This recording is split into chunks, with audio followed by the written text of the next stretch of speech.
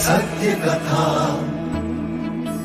पुरुषार्थ कथा, सुनो सुनो सिद्धार्थ कथा। सत्य कथा, पुरुषार्थ कथा, सुनो सुनो सिद्धार्थ कथा। चढ़ते सूरज सा तेजवान वो कीर्तिमान, हुंकार भरे जब कूच करे, थर थर कांपे आसमान। वो राजपुत्र वो शूरवीर, पर्वत को भेद दे उसके तीर, शांति का स्रोत करुणा की धार, निर्झर झरे मन से अपार। वो राजपुत्र वो शूरवीर, पर्वत को भेद दे उसके तीर, है शाक्य वंश का वो तारा, जगमग है जिससे जग सारा। सत्य कथा, पुरुषार्थ कथा, सुनो सुनो सिद्धार्थ कथा। महाराज, ये आदेश पढ़ो सेनापति। कौशल नरेश महाराज प्रसन्नजीत का यह विजयी अश्व जिस जिस राज्य में यात्रा करेगा, उस राज्य को कौशल का आधिपत्य स्वीकारना होगा। अश्व को रोकने का अर्थ कौशल की सेना से युद्ध करना होगा, अर्थात अपना अस्तित्व मिटाना होगा।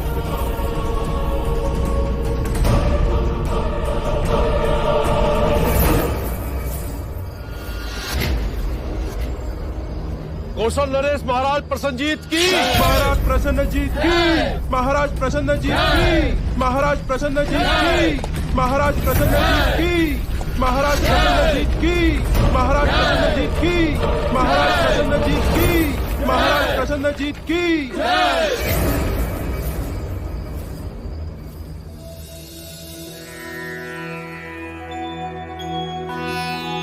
गुरुदेव, विवाह का जो सबसे सर्वश्रेष्ठ मुहूर्त हो वो ही निकालिएगा। हाँ गुरुदेव, सिद्धार्थ और यशोधरा के विवाह की बात है। गुरुदेव, जो भी सबसे पहला मुहूर्त हो वही निकालिएगा। हमारी यशोधरा इस विवाह को लेकर बहुत उतावली है। देखिए ना, इस समय भी वो यहाँ नहीं है, सिद्धार्थ के साथ।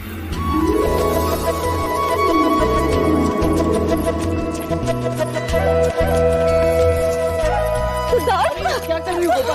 तुमसे बदला ले रही हो। अरे वो तो पैसे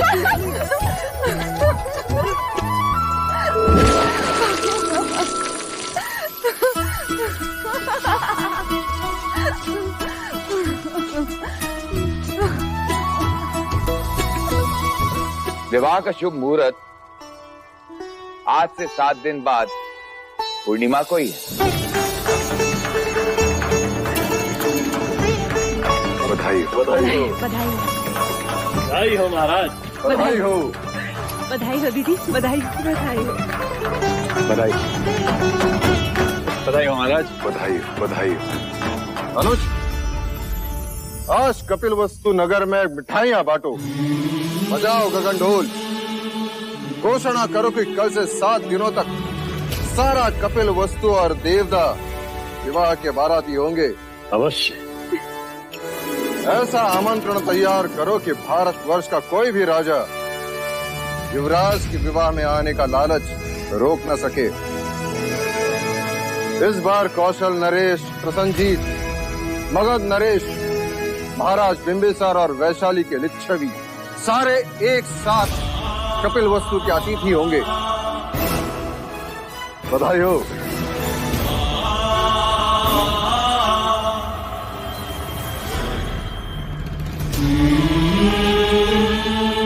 आप प्रसंग अनुसार कार्यसूची बना लें। मैं कुछ ही क्षणों में उपस्थित होता हूँ।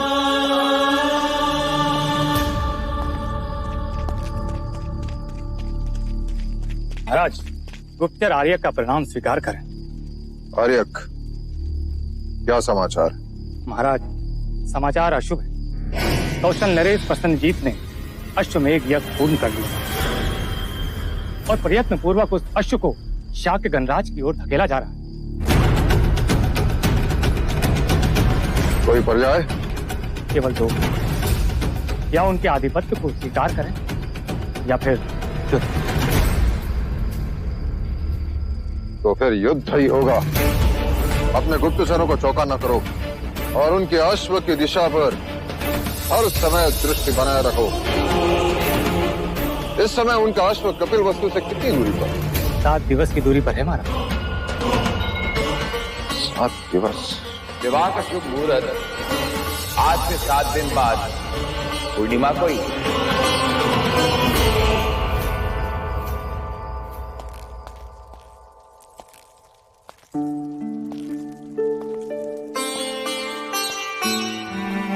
कुछ ही देर में उपस्थित होता हूँ कहकर आप अचानक कहाँ चले गए भैया?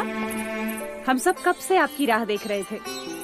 हमने तो सिद्धार्थ के विवाह की सारी तैयारियां भी कर ली हैं। हाँ भाई महाराज, इतनी तैयारियां हो चुकी है कि यदि वो दोनों यहाँ होते तो कदाचित हम उनका विवाह ही करा देते। भैया, ये है विधि का क्रम, देखिए। भाई महाराज, कुलगुरु ने इस शुभ अवसर पर एक मंदिर बनाने का भी सुझाव दिया है। और ये आमंत्रण पत्रिका भी तैयार हो गई है, ये देखिए।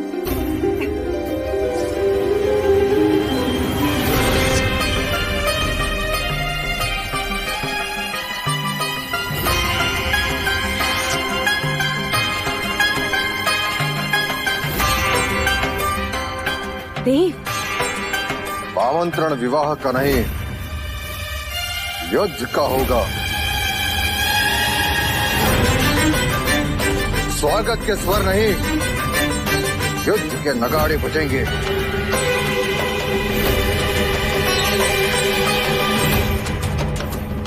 महाराज, ये आप क्या कह रहे हैं? कौशल नरेश प्रसन्नजीत ने अश्वमेध यज्ञ किया है और वह अश्व शाक्य गणराज्य की ओर आ रहा है। राजा दंडपानी, हमें विवाह स्थगित करना है।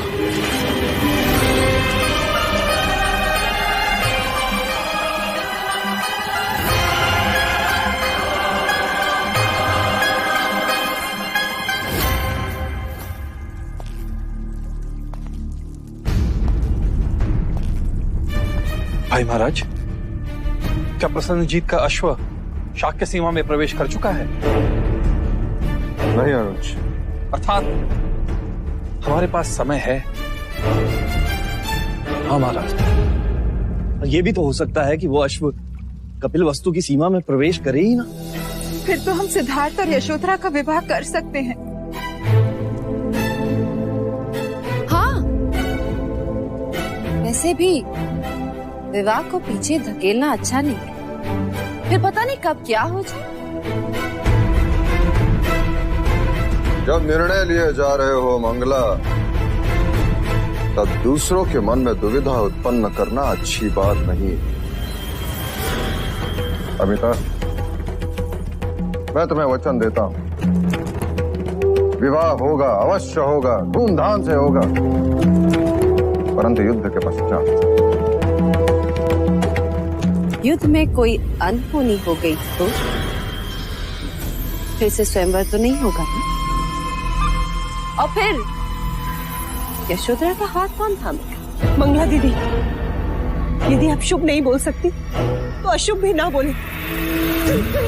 लो, अब अपने ही अपनों की चिंता नहीं करेंगे तो कौन करेगा? यदि आपको मेरी बात इतनी बुरी लगी तो अब से मंगला कुछ नहीं बोलेगी, बस चुप रहेगी। वैसे चाहती तो मैं भी यही हूँ कि ये विवाह रुक जाए। अपनों से कहकर हम विवाह को स्थगित कर सकते हैं, शत्रु से युद्ध नहीं। आप विचलित ना हो भाई महाराज, हम सब आपके निर्णय के साथ। हाँ महाराज, यशोधरा अब आपकी हुई, हमें कोई आपत्ति नहीं है, आप चाहे जब विवाह करें। तो ये निश्चित रहा, विवाह होगा, परंतु युद्ध के पश्चात। अनुज, महामंत्री से कहकर कल शाक्य राजाओं की बैठक बुलाओ। अवश्य भाई महाराज।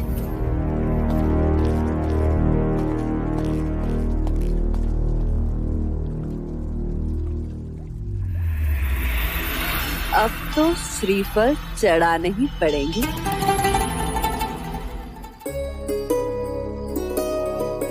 सिद्धार्थ, तुम मुझे सदा बेसुध ही रहने देते। क्यों? तुम्हारा ध्यान मेरे पास तो रहता।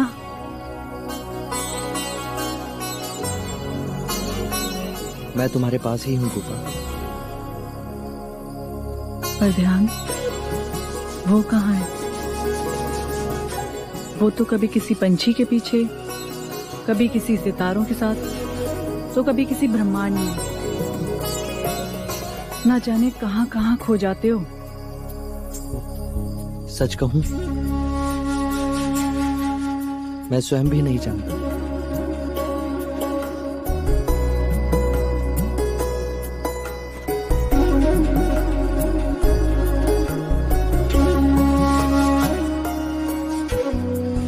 ये क्या कर रही हो?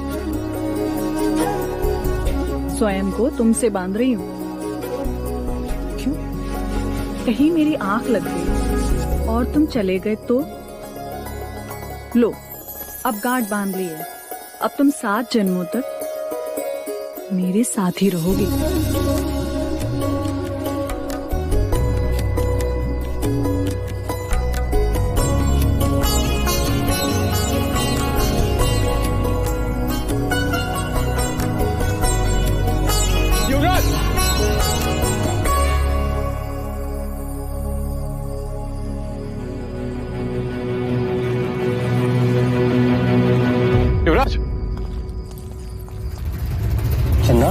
युवराज, एक अशुभ बात हो गई।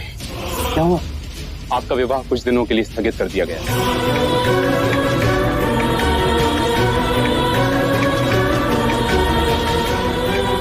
पर क्यों?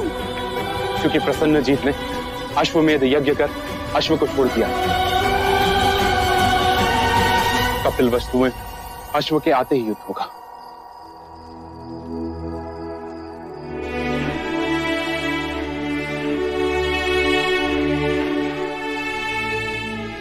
गोपा, सब कुछ ठीक हो रहा? कुछ मत कहो सिद्धार्थ।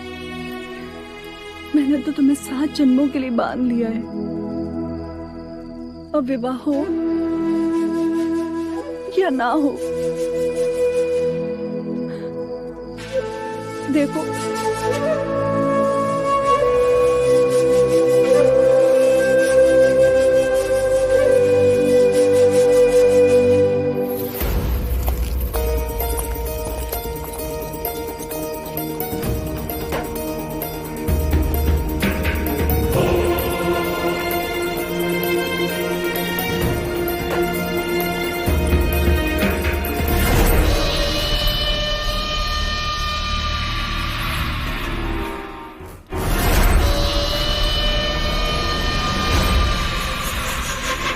मेरा रास्ता छोड़ो। कैसे छोड़ दूं? रास्ते में तुम जो मिल गई हो, तुम्हें कैसे छोड़ दूं? मुझे तो लगा था कि अब तुम कभी मेरे सामने नहीं आओगे। क्यों? स्वयंवर की पराजय ने मुझे काला कर दिया है तुम्हारा। माना कि मैं स्वयंवर में पराजित हुआ, परंतु मेरा भाग्य पराजित नहीं हुआ है अभी। अर्थात स्वयंवर के बाद ना तो कौशल से युद्ध का ये शुभ समाचार मिलता, ना तुम्हारा विवाह रुकता, और ना मुझे ये सुनहरा अवसर मिलता। कैसा अवसर? युद्ध में शत्रु पे उठी हुई तलवार के बीच कोई अपना भी तो हो सकता है।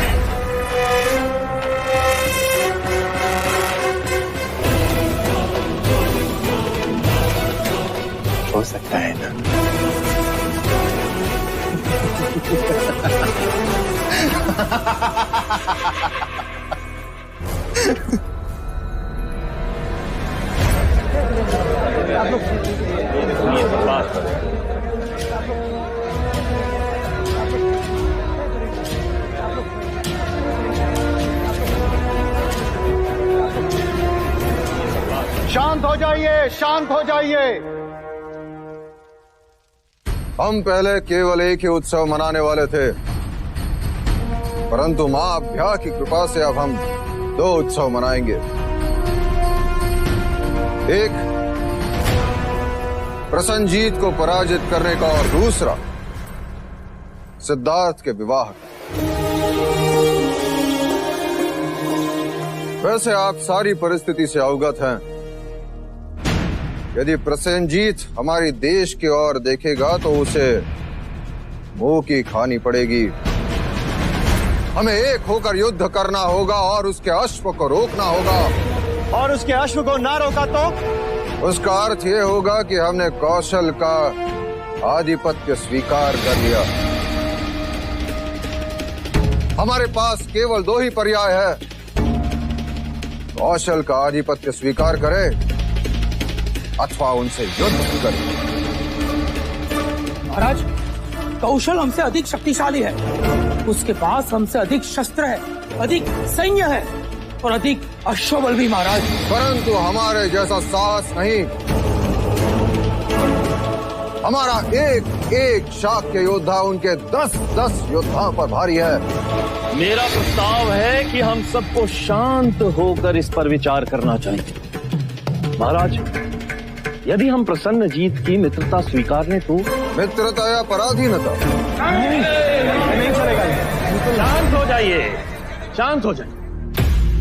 महाराज, इससे हम धन और जान की हानि होने से बच सकते हैं।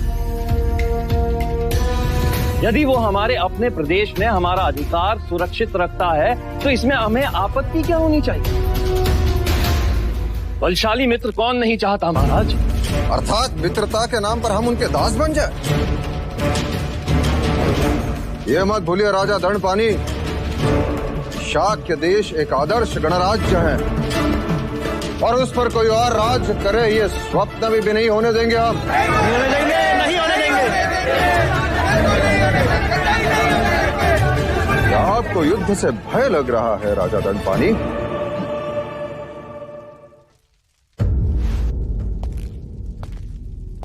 एक सुझाव है महाराज। क्या हम प्रसन्नजीत के सामने शांति का प्रस्ताव नहीं रख सकते? शांति का अर्थ समझने वाले अश्वमेघ यज्ञ किया नहीं करते पुत्र। अब वो शांति की बात तभी समझ पाएगा जब वो युद्ध में पराजित होगा। अब केवल एक ही उपाय है और वो है युद्ध। क्या आप सभी मेरे युद्ध प्रस्ताव से सहमत हैं? हम सहमत हैं। महाराज शुद्धोदन की, महाराज शुद्धोदन की, महाराज शुद्धोदन की, महाराज शुद्धोदन की। अब हमें युद्ध के लिए तैयार होना होगा। सारे शाक्य राजा अपनी अपनी सेना लेकर शीघ्र से शीघ्र कौशल सीमा की ओर प्रस्थान करेगा। हमारी सारी शक्ति कौशल सीमा पर इकट्ठा होगी। प्रसन्नजीत के अश्व को हम शाक्य देश में घुसने नहीं देंगे। नहीं घुसने देंगे, नहीं घुसने देंगे।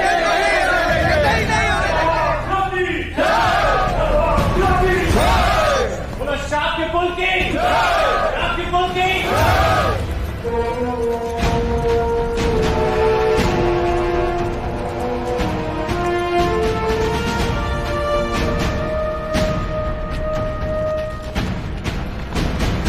महाराज प्रसन्नजीत की जय हो।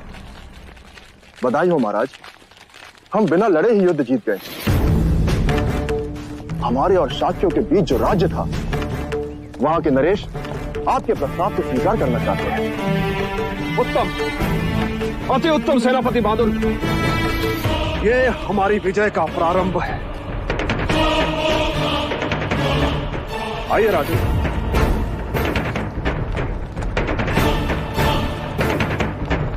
तो क्या आपको कौशल का आधिपत्य स्वीकार है? जी महाराज।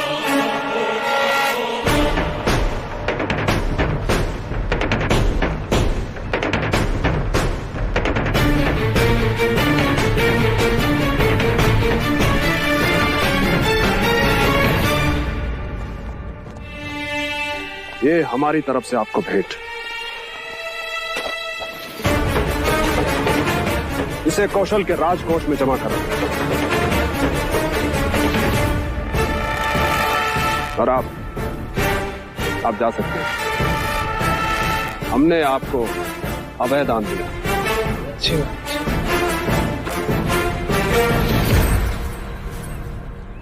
मुझे ऐसे छोटे छोटे राज्य नहीं, बड़ा देश चाहिए। हमारा अगला लक्ष्य है शाक्य देश, कपिलवस्तु। महाराज, शाक्यों को पराजित करना इतना सहज नहीं है। वो बड़े शूरवीर हैं और उनमें बड़ी एकता है। और हमने फूट डाल दी और उनका एक राजा हमारा साथ देगा। और एक बड़ी दीवार को गिराने के लिए एक दरार ही पर्याप्त है।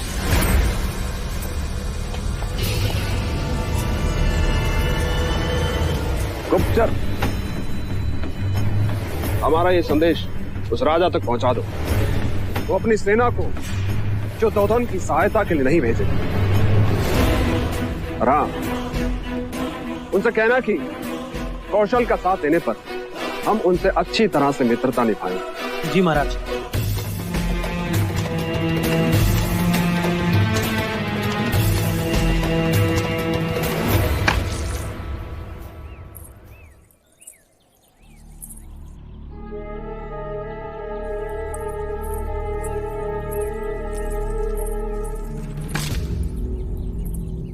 ये क्या कर रही हो मंगला दीदी?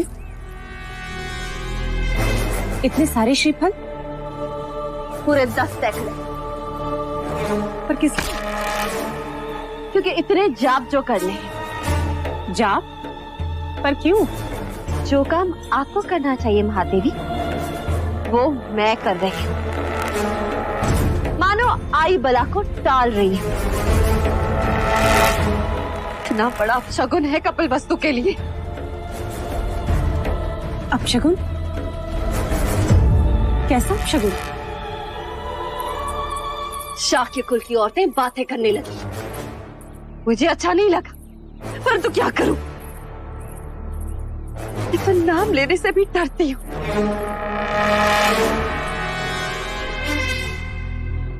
बड़े ही अमंगल चढ़ने वाली है। अरे सिद्धार्थ से इसके विवाह की बात क्या चली? देखो, युद्ध छिड़ गया। मानो दुर्भाग्य अपने साथ लेकर आई। लो, दूसरा अपशगुन। पूजा का दीपक ही गिरा दिया।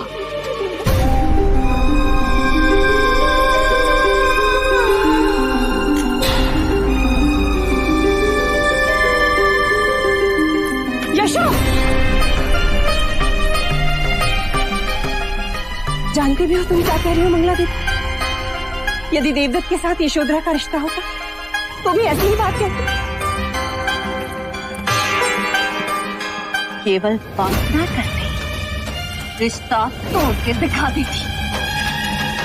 दया आती है तुम्हारी सोच पे मंगला दीदी। कल तक जिसका नाम लेकर तुम्हारी जीवा सूख जाती, जिसके साथ अपने पुत्र के विवाह के सपने देख रही, एक ही रात में वह अपवित्र और मंगल अपशगुन हो गई। और नहीं तो क्या महादेवी, हाथ कंगन को तत्पन क्या? देख लो, यशोधरा के पद चिन्ह।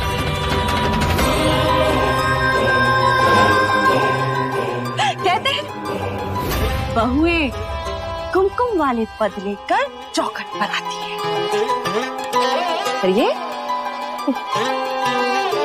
ये तो रक्त रंजित पद लेकर आई है।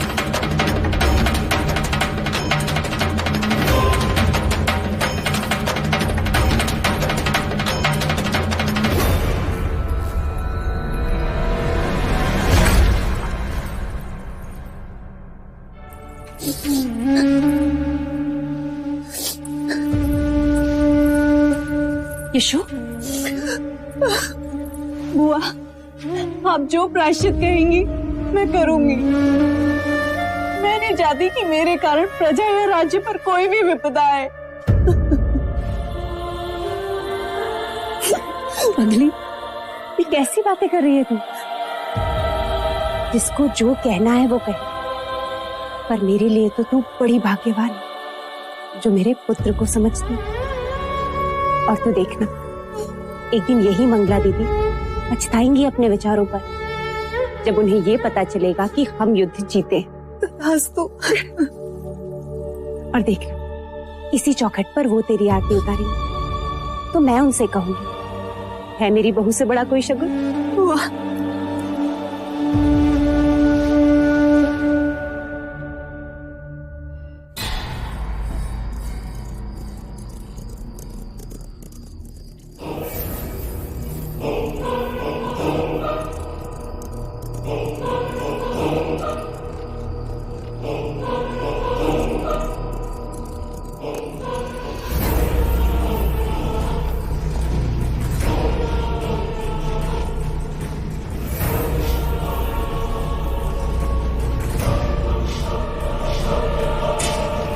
की जय हो। महाराज, एक महत्वपूर्ण सूचना है। कौशल नरेश का अश्व हमारी सीमा में प्रवेश कर चुका है। महाराज प्रसन्नजीत ने आपके लिए गुप्त संदेश भेजा है। महाराज ने कहा है आप उनका साथ देंगे तो वो इच्छा पूरी करेंगे।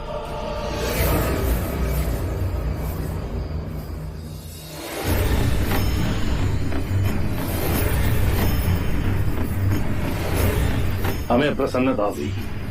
अपने महाराज से जाकर कह दो कि उनकी मित्रता हमारे लिए प्राणों से भी अधिक है। उनके आदेश का पालन करें।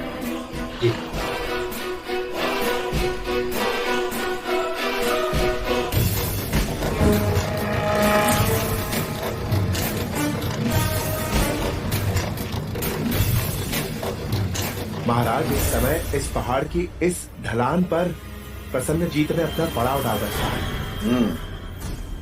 इसका अर्थ यह है कि उन्होंने हमारे सीमा में प्रवेश नहीं किया। पर महाराज, उसका अश्व हमारी सीमा के अंदर है और वो प्रतीक्षा कर रहा है कि किस समय हम उसके अश्व को पकड़ते हैं। भाई महाराज, हमारे सारे शाक्य राजाओं की सेना इस पहाड़ी की दूसरी छोर यहाँ इकट्ठा हो रही है। हमारी सेना कब तक एक हो जाएगी? मात्र 2 दिन में महाराज, और प्रसन्नजीत से हम किस स्थान पर युद्ध करेंगे? हम उसे इस जगह पे चुनौती देंगे। उसका अश्व हम यहाँ पकड़कर बांधेंगे। महाराज, आपको यहाँ नहीं, इस छोटे मैदान के पास सामना करना चाहिए। क्यों? इस मैदान में लड़ने का क्या कारण? यहाँ तो सेना उलझ जाएगी। महाराज, इस छोटे मैदान के चारों ओर ढलान है और यहाँ जाने का सिर्फ एक ही रास्ता है। बाकी सारे रास्ते छोटे हैं और ऊपर से नीचे की ओर। हमारी सेना यहाँ ऊपर होगी और उनके नीचे। इस तरह उन्हें लड़ते हुए ऊपर चढ़ने में कठिनाई होगी और इसका ये लाभ होगा, कौशल की बड़ी सेना का एक साथ सामना भी नहीं करना पड़ेगा। अर्थात महत्वपूर्ण युद्ध इस खाई में होगा। उनके लिए है, हमारे लिए चोटी। यानी शत्रु की सेना नीचे और हम ऊपर। हमारा निशाना उन पर अचूक लगेगा महाराज। और प्रसन्नजीत की सेना को भारी नुकसान। इतनी बड़ी सेना से लड़ने के लिए ये बड़ी अच्छी रणनीति है भाई महाराज। बधाई हो सिद्धार्थ, बधाई हो क्षत्रिय। बधाई मुझे नहीं, आचार्य कौंडिन्य को देनी चाहिए। उन्होंने ही हमें यह नीति सिखाई और साथ ही हमें यह भी सिखाया कि जहां तक हो सके युद्ध को रोक देना चाहिए, क्योंकि युद्ध केवल विनाश अर्जित करता है।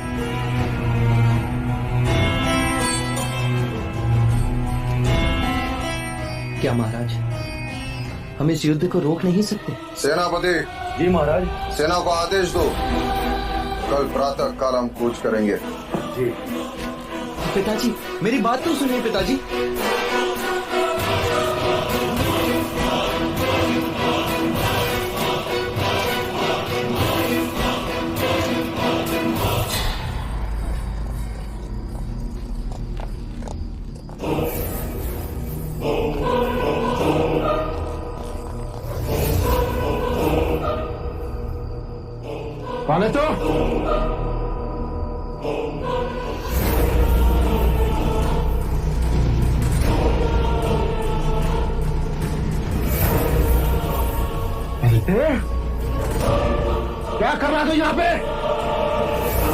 जी मैं युवराज सिद्धार्थ के लिए एक महत्वपूर्ण संदेश लेकर आया था कुमार देवदत्त।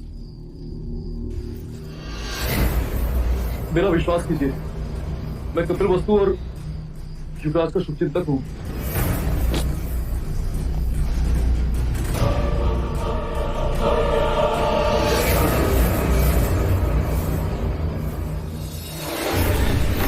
तो कौशल का गुप्तचर राजा दंड पाने के लिए ये महत्वपूर्ण संदेश लाया।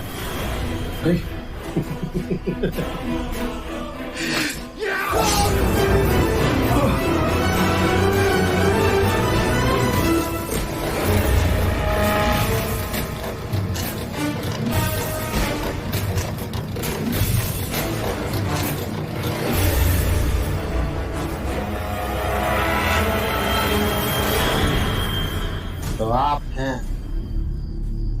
कपिला वस्तु के शत्रु प्रसन्नजीत के मित्र।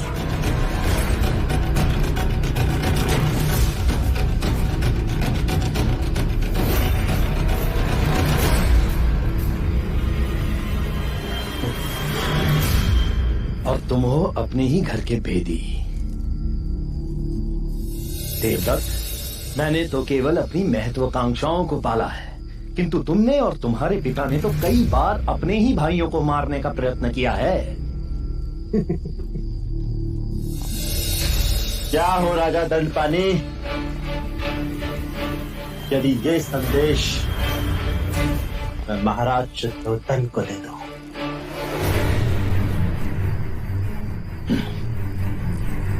चाहकर भी तुम कभी ऐसा नहीं कर सकते देवदत्त। नहीं कर सकते? क्यों? क्योंकि हमारा शत्रु एक ही है, राजा शुद्धोदन, जो अब आपके संधि हो गए। हाँ देवदत्त, मैं तो तुम्हें ही अपना जमाई बनाना चाहता था, परंतु देखो ना, तुम स्वयंवर जो हार गए।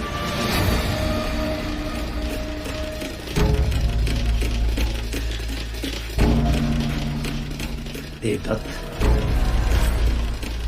तुम मेरी सहायता करो और मैं तुम्हारी करूंगा। ये कौशल राज के गुप्त संदेश की बात हम तक रहे, बस।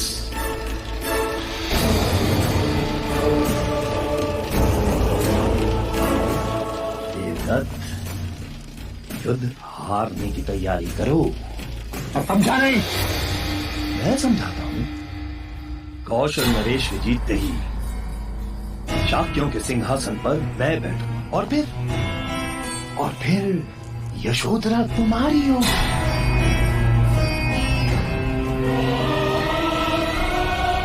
और फिर मैं तुम्हें अपना उत्तराधिकारी घोषित कर दूंगा। तुम्हें देवदत्त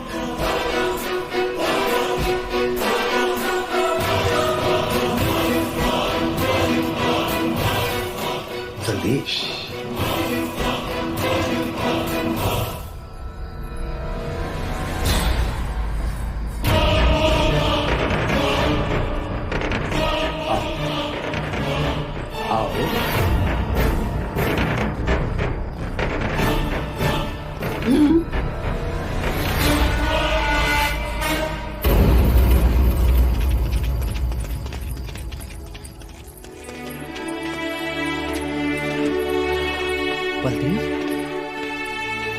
बलदेव, क्या हुआ बलदेव? कुछ कहो बलदेव, किसने घायल किया तुम्हें? क्या हुआ बलदेव? क्या हुआ चन्ना? मैंने न रास्ते में घायल पड़ा हुआ देखा तो उठाकर यहाँ ले आया। बलदेव, क्या हुआ बलदेव? कहो। हाँ हाँ बोलो। दंड दंड दंड? किसने दिया तुम्हें दंड? कहो बलदेव, कहो। हाँ कहो बलदेव, कहो।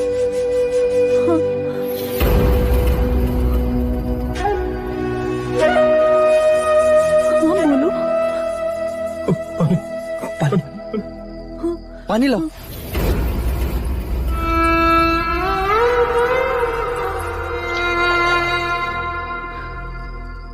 पानी पियो बलदेव, पानी पियो। पानी पियो बलदेव, पानी पियो। पियो बलदेव, पानी पियो बलदेव, बलदेव,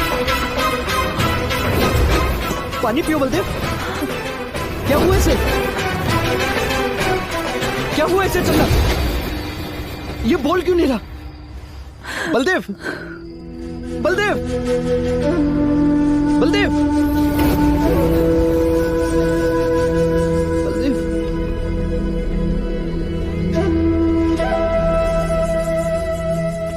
कहो चंदा, क्या हुआ इसे? अब ये कभी नहीं बोले। कभी नहीं बोले? अर्थात ये बेसुध है। बलदेव, तुम जाओ, जाकर राजवैद्य को बुला के लाओ। जाओ चन्ना, जाकर राजवैद्य को बुला के लाओ। सुध उसे आती है जो बेसुध हो, जिसमें प्राण हो। ये अपने प्राण खो चुका है सिद्धार्थ। नहीं, ये केवल बेसुध है। बलदेव, कहो बलदेव, क्या हुआ? मैंने इसे अभय वचन दिया, इसे कोई नहीं मार सकता। ये बोलेगा। बलदेव, बलदेव, कुछ कहो, कुछ कहो बलदेव। युवराज, ना तो इसकी सांसें चल रही हैं और ना ही हृदय गति।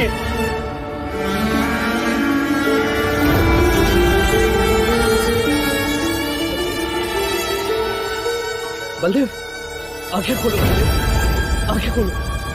बलदेव, बलदेव, मृत्यु अटल है युवराज। कहीं तुमने ना देखा हो, तुमने अपने आचार्यों से पुराणों की कथाओं में मृत्यु की बातें सुनी होंगी।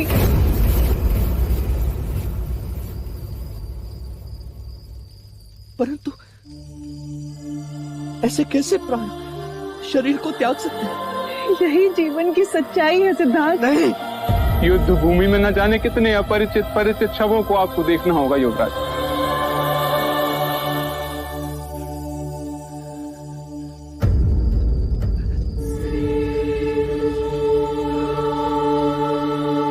नहीं लड़ूंगा मैं युद्ध, नहीं लड़ूंगा मैं युद्ध। राज्य की रक्षा के लिए आपको युद्ध करना हो। मुझे राज्य की रक्षा के लिए मत समझाओ। मैं किसी मनुष्य को मार नहीं सकता।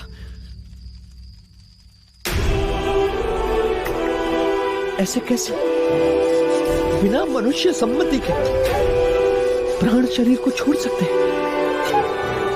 नहीं लड़ूंगा मैं, नहीं लड़ूंगा। कपिल वस्तु की आशाएं हैं आपसे, आपको युद्ध लड़ना होगा। मैं युद्ध नहीं लड़ूंगा, नहीं करूंगा युद्ध, चाहे कुछ भी हो जाए। तुम्हें जाना होगा। नहीं जाऊंगा मैं किसी की हत्या नहीं कर सकता। युद्ध का अर्थ केवल शत्रुओं को मारना नहीं होता, अपनों को बचाना भी युद्ध का एक हिस्सा है। तो मैं युद्ध नहीं लड़ूंगा, मैं युद्ध होने भी नहीं दूंगा। मैं युद्ध को रोकूंगा, रोकूंगा मैं युद्ध को। युवराज, तुम सब मुझे अकेला छोड़ दो, अकेला छोड़ दो मुझे, अकेला छोड़ दो। युवराज, कहाँ जा रहे हैं आप? युवराज, जाने दो चलना उसे। उन्हें रोकिए। इस समय उनके किसी भी प्रश्न का उत्तर नहीं दे सकते हम, नहीं उन्हें समझा सकते हैं और न ही वो समझ पाएंगे। केवल एक ही उपाय है, उन्हें एकांत में छोड़ दो।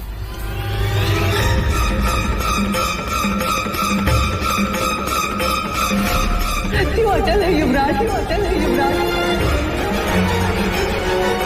यही जीवन की सच्चाई है सिद्धार्थ, सच्चाई है सिद्धार्थ।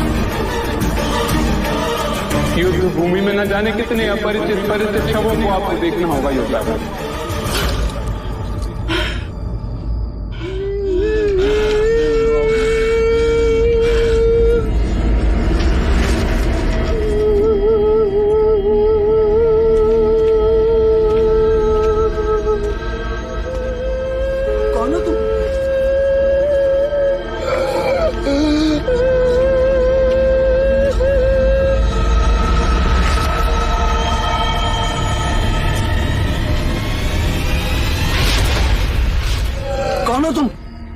मैं तुम ही तो हूं। तुम्हारी की भावना, माया, करुणा, दया और मैं तुम्ही में छुपा हुआ तुम हूँ।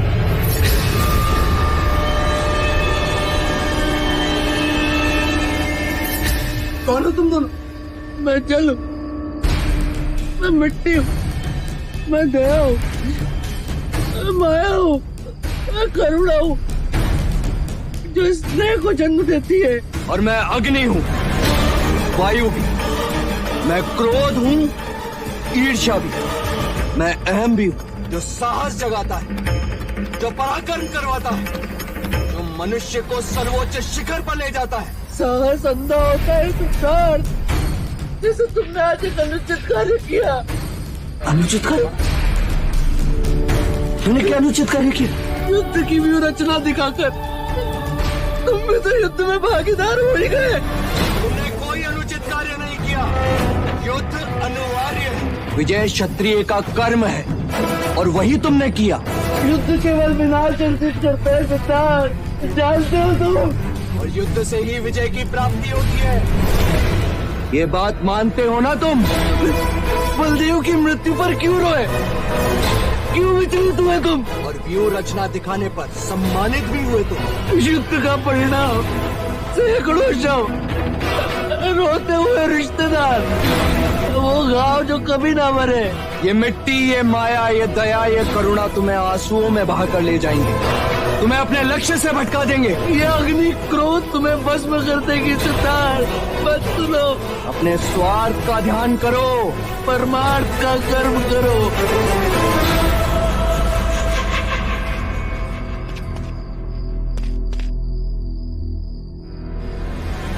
सत्य कथा, पुरुषार्थ कथा, सुनो सुनो सिद्धार्थ कथा।